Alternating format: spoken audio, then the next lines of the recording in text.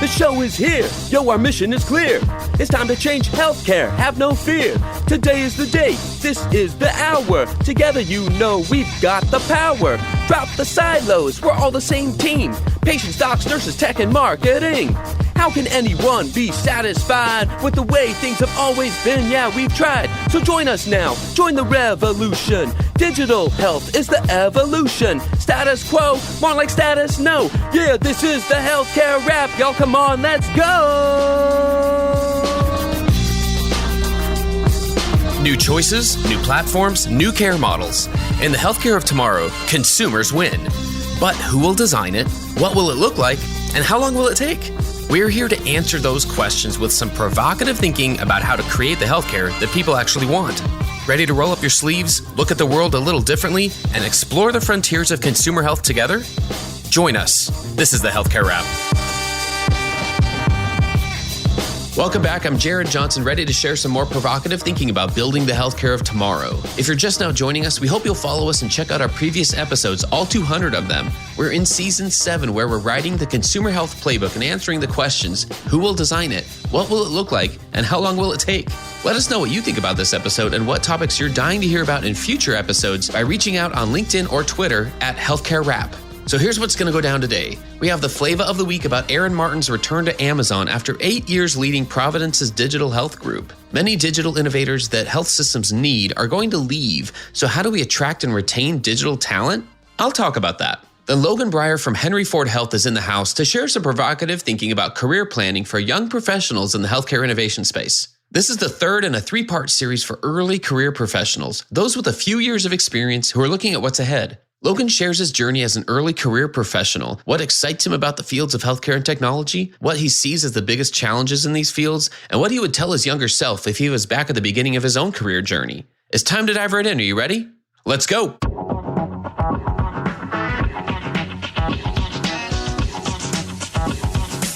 Flavor of the week. Many of the digital innovators that health systems need are going to leave unless things change. So let's not tiptoe around this, because the news about Aaron Martin's departure from Providence tells us that this might be the perfect time to start talking about it. You may have heard the news that Aaron, Providence's chief digital officer, is returning to Amazon after 8 years. Martin led Providence Ventures, their $300 million health tech fund. He first came to Providence from Amazon, where he was one of the lead executives on the Kindle e-reader. Under his leadership at Providence, the health system spun out 2 digital health companies from their digital innovation group, including DexCare, their platform-as-a-service digital care operating system that's somehow flying under the radar but has massive upside in providing that mythical, connected digital consumer experience. According to Bloomberg, Aaron will now help Amazon deepen its partnership with medical providers as it tries to inch its way into the healthcare space. If there's a list of impactful health system leaders with the vision to change the tide, Aaron has always been near the top of that list for me. He's continually shared a vision of how traditional sick care is being disrupted and has pled for leaders to open their eyes, see what he sees, and get to work. I've quoted him many times on this podcast. Now, I'm not privy to any details about Aaron's departure, but the trend of digital innovation talent leaving health systems is real, all the way up to the highest levels. And the upcoming generation of innovation leaders isn't really begging to enter the health system ranks.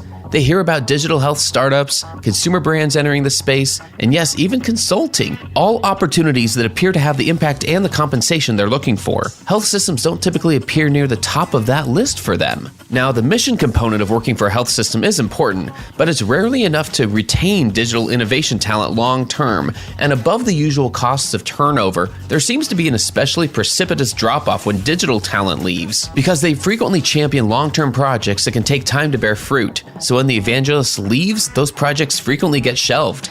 Now, you might think that I'm reading into this too much, but I can tell you that in many health systems, there's a fundamental collision between innovation and operations. The ones looking ahead and the ones saying, yeah, that's great, but I'm too busy to change right now, so talk to me later. The point is that it isn't just clinical staffing that needs to be addressed right now, and it's a legitimate question to ask why we're not talking about this more. So what do digital innovators want?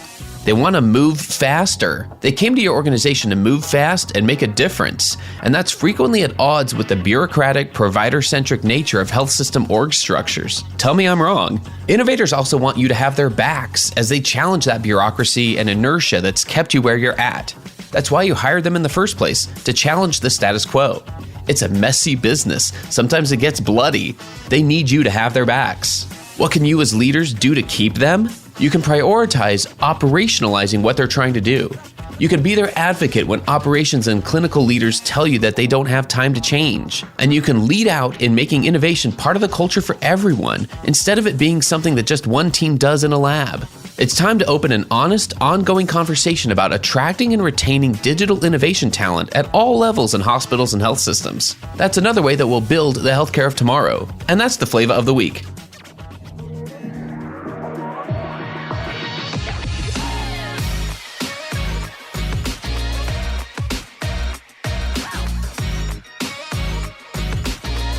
The flow. All right, this week we're kind of getting a double team. Zane and I are here with Logan Bryer. Logan's the manager of Henry Ford at Work with Henry Ford Health System.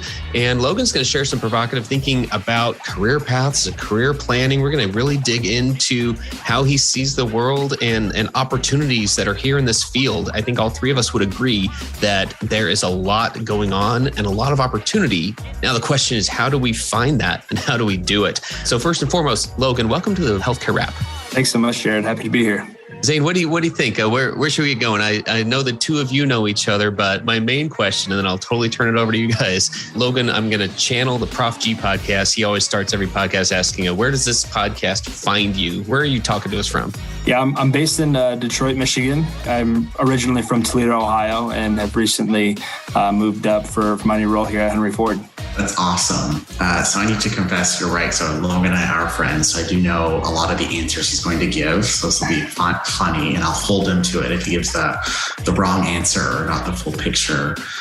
But Logan, why don't you tell us a little bit about what you do currently? And then when you have a second, tell our listeners just a little bit about how you got to where you're at today, because I think it's very interesting. Yeah, absolutely. So currently the manager for Henry Ford at Work, like Jared said, we are the direct-to-employer facing services for Henry Ford Health System. In a nutshell, basically, we contract with employers in the area, Southeast Michigan, and when we deliver health services to them in a little unconventional way than the usual occupational health that many probably think of. We do have our clinics that we deliver those services, but we offer a little different model where we come on site actually and deliver those services. And we also basically partner with our employers and our clients to customize packages that best suit their employees to deliver the most comprehensive package for them to improve their health and wellness as an overall population, but also, modeling that to make sure that they're having cost savings with production, and they're having retention rates, they're offering benefits to keep their employees around, but also keeping them healthy and having them at work instead of at home at sick. So a different model, but we continue to innovate and we continue to kind of press that envelope to deliver a new package untraditional to the normal occupational health services that most are used to. That's awesome. And so when you say services, can you describe like a few of what they are? Is it like primary care? Like yeah, absolutely. I think we've begun with normal primary care services, but we're developing to expand as much as possible. So that's anywhere from coming on site to do vaccines. Obviously, COVID being a hot topic, we're coming on site to do testing.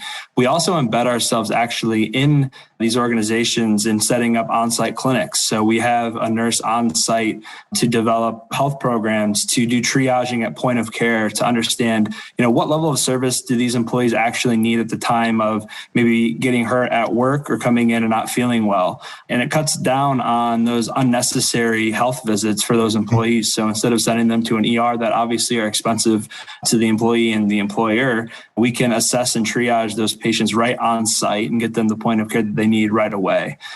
So a lot of different models. We've introduced tech into that. So utilizing TytoCare to have triaging with physicians right on site and getting them the point of care that they need. Also connecting them with the health system, utilizing our depth and breadth of having a health system backing us. Not only are we on site, but we also have the resources that the health system provides to get them the most comprehensive care that we possibly can to get them back to work and keep them healthy. Very interesting. So we talk about a lot of disruptors on the show, be it Walmart or Amazon or Crossover Health, and it seems like a lot of them are into that space. So it's cool to see that Henry Ford Health System is doing something similar to compete.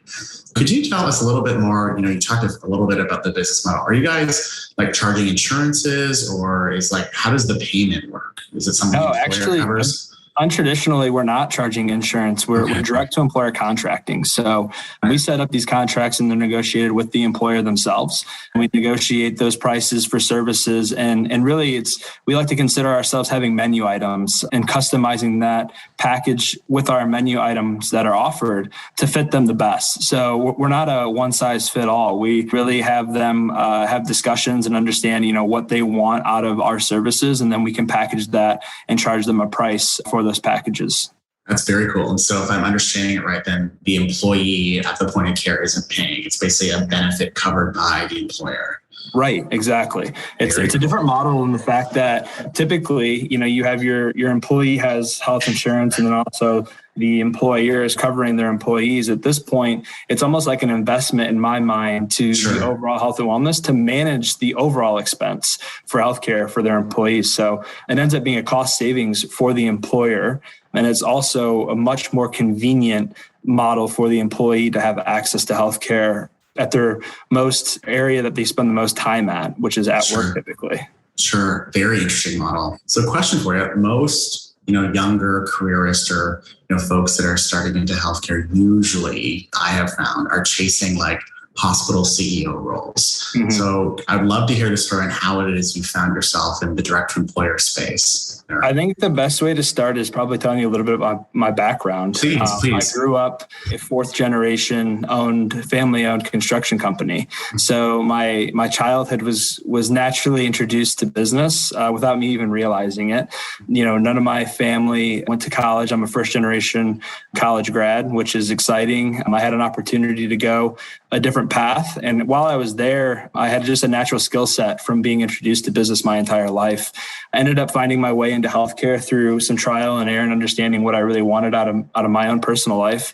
And then coming to Henry Ford as an administrative fellow, kind of following the traditional path, I was introduced to Henry Ford at work through really our vaccine efforts. I was in the midst of, obviously the vaccine push early last year, and it was introduced to Susan Green and her team at Henry Ford at work. And it was a perfect match because of my natural exposure to talking with other businesses through my father's business growing up and negotiating contracts and understanding just normal business. And then matching that with the opportunity that Henry Ford at work gave me with dealing with these external organizations. And then pairing that with my new passion and my new role with Henry Ford and providing health services for them. So it ended up being a perfect match, utilizing my natural skill set and also just my passion for bringing healthcare and changing the delivery model entirely. The normal hospital operations, blocking and tackling, wasn't necessarily something that interests me a ton. No disrespect to any of that. I enjoy and I appreciate the hard work that goes into it, but I wanted something a little more comprehensive, where it was strategic planning and all of the above. Sure. No, that makes a lot of sense. What would you say has been the most interesting and surprising thing about, going to work within a hospital system or even within the direct space that you're in? As an early careerist, it's wrapping your head around how long things take in a health system to change. I think, from my background and also just being younger and ambitious, wanting to change right away. You want things to happen. Sure. So it took me time to understand that, you have to work your way through different channels and understanding that, being in a large health system, there's a lot of channels and a lot of people that you're impacting when you make those changes. So kind of changing my perspective of small incremental changes towards a larger vision is probably more important than making these big drastic changes right away. And I think that's something that healthcare struggles with entirely throughout the nation. But as a early careerist, wrapping my head around that was a change. It was a little surprising, but you live and you learn. That's fantastic. Were there some moments before you got to where you're at today that you would say were like key moments in your career that either inspired you one way or taught you things? What were some of those moments? Yeah, I think in the very beginning, it was finding my way in what I wanted to do as an administrative fellow. I think bouncing around and getting project work in different areas was really important because not only did it show me my interests, but it also showed me things I really did not like and did not want to do. And then I think the spark of being introduced to Henry Ford at work through vaccine work and going out to these different employers and talking with them and meeting with CEOs and meeting with chief HR leads for these organizations and creating those relationships. I'm a very relation-based person, so I loved interacting with these leaders from different organizations and being kind of the source of hope to these groups, because we were coming with the vaccine. We were providing really resourceful information that many people didn't have, and they were kind of under the radar with what was happening. So being able to come in and provide that, educate them, and provide solutions to get them back to work, to keep them safe, was really changing for my career. And it sparked a passion I didn't even know I had. So really important, and it was definitely career changing. Sure. Stay tuned for more provocative thinking after the break.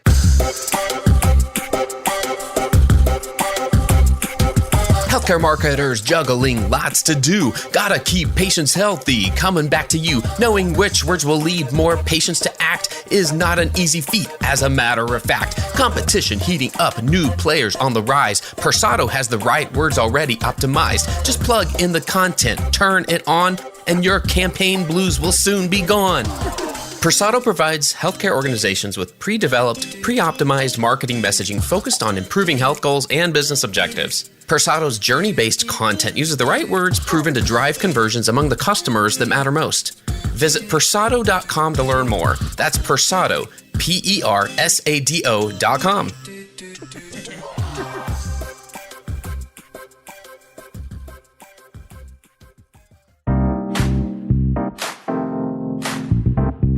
Healthcare is an industry where women make 80% of buying decisions and are 65% of the workforce. Yet women are notably underrepresented in industry leadership, making up approximately 30% of C-suite teams and just 13% of CEOs. The Hit Like a Girl podcast ensures that more women's voices from healthcare and health IT are heard in an effort to inform policy as well as to help more women advance within the industry. I'm the show's founder and host, Joy Rios, and I interview women leaders to amplify their work. New episodes are released weekly on Mondays and Thursdays, and you can listen on Apple Podcasts, Spotify, the Health Podcast Network, or wherever you tune in. To find out more, you can follow us on social media or go to hitlikeagirlpod.com.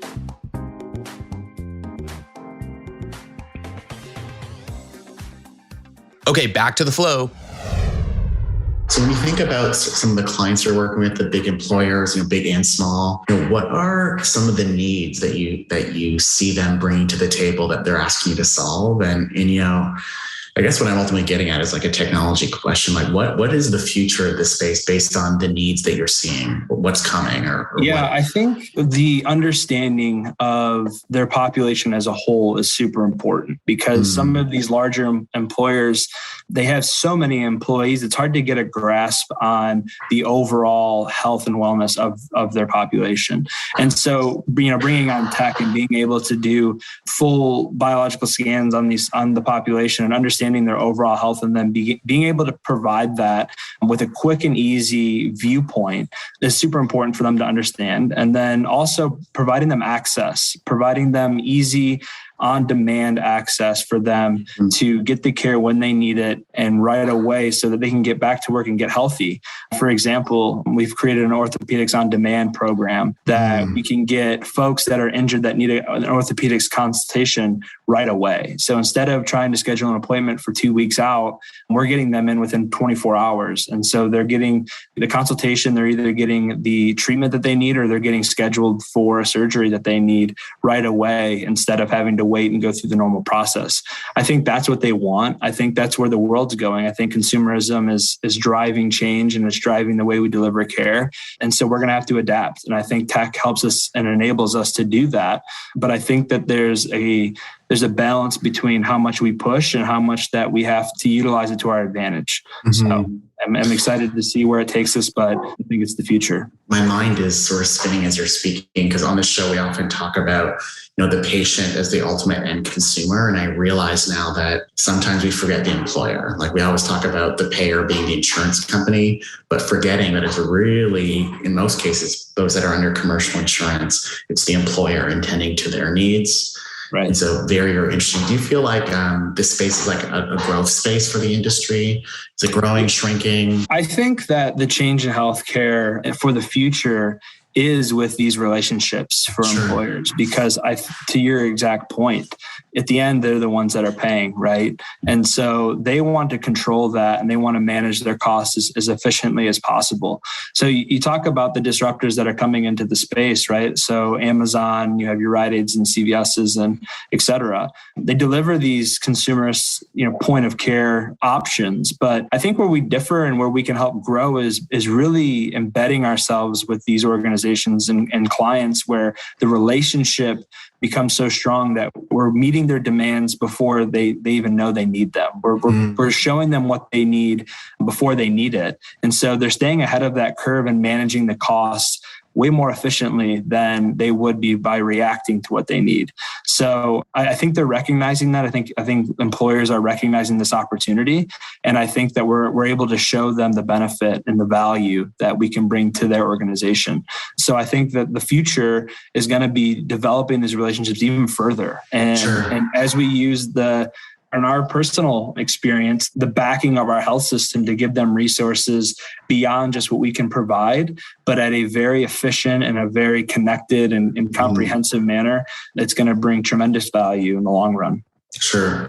I'm laughing in my head because they're speaking the language of human-centered design in some of the, isn't that right, Jared? In some of the things that he's been saying? Yes, I think it speaks to the fact of, as a discipline, as an industry, Zane and I talk about this a lot, about how we use different terminologies to even describe a lot of these tools and resources and worldviews of how to design ultimately an experience or service that incorporates all of the findings that you just described. And so that process is something that we're definitely seeing varying levels of awareness and usage, across the board, as you might expect with a lot of different health systems. And so the ability to raise the awareness of the effectiveness of human-centered design principles and give examples like you just gave is really valuable. And I think it's a conversation that really, frankly, needs to be shared more. And so I think having that as part of the work you're doing, and sounds like, part of the work that you enjoy doing,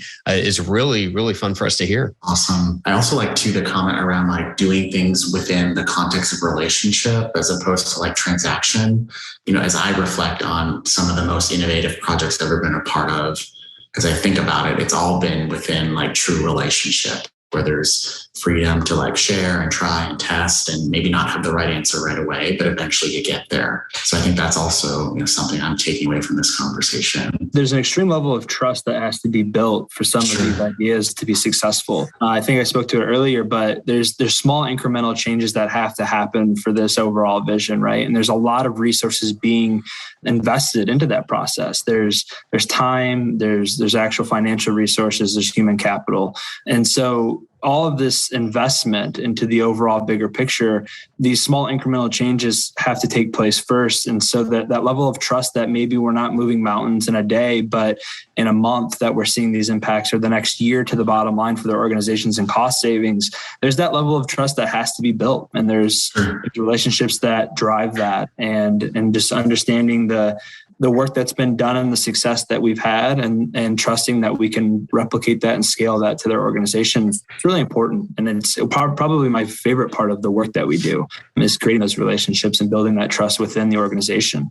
It's proven to be successful so far. So it's exciting. Perfect. Let's change the conversation back to your career. If you were to, look at your younger self, not that you're old, what advice would you give yourself, like if you're just starting out again, or advice you'd give to others, that were trying to pursue careers in health services? I would look back and tell myself to take some pressure off of knowing right away what I wanted to do. And I go back to finding this really organically, this career path that just kind of fell into my lap through an opportunity that I didn't know existed through, my traditional education during my master's degree. It's areas that they don't talk about. It's very traditional in the way that we're educated. And so I think there's opportunities out in healthcare that young careerists don't even realize are there. So it's being open-minded, it's being vulnerable to opportunity, and understanding that your career path that you have mapped out in your head might not be the way that it goes, but there's an even brighter path that you may stumble upon. And once you go down that path and you find your true passion for what fits your skill set, but what also makes you happy every day coming to work, it's super important. And so I think I put a lot of stock into thinking that I knew it all right away. And I would tell myself to relax a little bit and to enjoy the process, because if you don't enjoy the process, it can be tough. It can be very difficult. And so enjoying that and enjoying learning from others and enjoy just the experiences that you get to have until you kind of land on your path is really important. So I think that's what I tell young Logan coming out of college. Okay. What are some, maybe more tactically, some like clear doors or entryways into health services? Like I know you talked about administrative fellowships. Maybe I might need to explain what that is. I don't think everyone knows what that is. I'll start with the administrative fellowship. It's a pretty traditional career path for young MHA students, Masters of Healthcare Administration, or there's a lot of different, very similar degrees, but it's really just, it's an opportunity to get within an organization and start at an administrative level, but without the super pressure of performing right away. It's really a learning experience is the best way I think I can describe it. So you come into an organization after you get your administrative fellowship. For Henry Ford, it was 1 year. Sometimes there's 2-year paths. There's different paths for each organization across the country, but you spend that year really understanding and finding what you want to do in healthcare. You get project work across the system. You're working with multitude of teams and leaders, and you're precepted typically by a senior level leader within the organization. My preceptor was Bob Ryan, the COO of Henry Ford Health System. And so you spend that time with a preceptor being mentored, bouncing ideas off of them, getting advice from them, and really just learning from them, kind of in the shadows of watching them at meetings and how they conduct themselves in the public. So you're exposed at a high level to senior leaders. You have basically all access to the senior leadership team and really, high-end projects that they're working on. So you're exposed to a lot of cool opportunities to network with others from other organizations, with consultants coming in to help the system navigate those projects. And so it's really a year, I kind of call it the key to the city for the year, the key to the health system. You kind of get to do what you want and you make it your own. Now, there's some others that are more structured, and they have much more of a structured path where you do rotations, throughout the health system. I didn't think that would fit well for me. I think that I made the right choice in kind of making it my own and this path. But there's all kinds of different opportunities. I think that the consulting route is usually one that new graduates tend to gravitate towards. It's an opportunity to move to a new city. It's an opportunity to travel in normal times, not pandemic times, but it's an opportunity to network as well and meet cool people like Zane and Jared and get to work with different professionals across the nation instead of kind of being pigeonholed into one health system. And then there's also just the typical early career management positions that folks can get into, clinical management and kind of working your way up. And I don't think there's a wrong route for anyone. I think that it really just depends on your goals, your personality, how ready you feel to enter the field. You go through pretty rigorous education to understand the industry itself. But some folks need that experience and that exposure to a smaller level of management and leadership before they feel ready to move on to a different role. So I think that there's a multitude of ways to get in, but I think people find the route that fits best for them. My personal opinion is I don't think consulting is the best right out of school. And I'll explain why maybe in another episode. I think our listeners know I used to work actually for Henry Ford and in a big health system. And I think it's impossible to really learn healthcare until you're in it. And so to go and try to give advice, from a peripheral standpoint, I think there's a better route, but anyhow. I look back to our relationship, Zane, and how we navigated together. And you helped me understand some of the nuances to the health system and the health industry that I wasn't aware of. And so I learned so much just from being around you, but also the situations that we were put into working together. There's a lot to navigate. And I agree. I think that being exposed to that, I think really only comes from being in it. I think you can't understand it and you can't appreciate it until you've really been exposed to it. And it's really important to understand just the industry and how things work. Agree. What would you say, Logan, are some tactical, general skills that, early careerists need to think about building right away as they step into healthcare, maybe right before they come, or as soon as they're in, they need to get good at doing X, Y, Z? What are those things? I think in a general sense, and there's specifics to your goals and depending on what you want to do after, but I think one really, really important is just communication and people skills. I don't think you can get anything done in this field without being able to relate to folks, being able to manage properly, to be able to have tough, hard discussions, because things aren't always rainbows and butterflies in healthcare. There's tough decisions that have to be made. There's difficult scenarios that have to occur to make progress. So I think having very comfortable communication skills and interacting with others would be my number one. I think you have to have a very strong base in just technology and tech and understanding just Excels and running ROIs on Excels and running different analysis on your technology side of things. Just to have that foundation. You can always learn, you can always take classes, but I think it just makes things easier when you have that skill set coming in. And I think that understanding change management is very important as well. I think that if we want to progress, there's a lot of change that happens daily, weekly, monthly, yearly that you have to be comfortable with. And so you have to manage that right if you want a team to be bought in and you want your team to continue to work hard towards your end goal and your mission. And so those three things I think are very important. Just call HR. That's what I do. Right. Do you think, and this, I guess maybe this will be our last question because I know we're almost at time here, but do you think your MHA or your post-undergrad education prepared you for what you're doing? I think the content, the education actually in the program itself gives you a good base for the industry, a good understanding of how things have worked over the years of healthcare and the evolution. I think what they lack is the real world scenario planning and understanding of preparing students coming into the healthcare industry on how things operate and how strategic planning plays into operations and operation plays into day-to-day activity. And I think those skills are what lacking. What was really important was my external opportunities that the MHA provided for me. So the summer residency between your first and second year in the MHA program and getting exposed to real world work, that's where I learned the most. I think that, obviously you're taking the education that you learned throughout the year and applying that to your experience. But I learned more from my mentors over those years. And even today, probably more than I ever learned from a degree itself. I think it's those experiences and seeking out those mentors, learning from their experiences, help, being coached through tough times, through tough scenarios and times that you're just unsure. That's where I learned the most and I gained the most valuable experience. The content itself could be updated. I think it could be more progressive, and I think it could be a little more in touch with what's happening today. Mm-hmm. But it provided a good base for coming out into the industry. So I think all of it combined, I felt prepared and I felt ready to go. But I definitely still had a lot of learning to do, which I think we all do. But it provides a good base coming in. Good to know.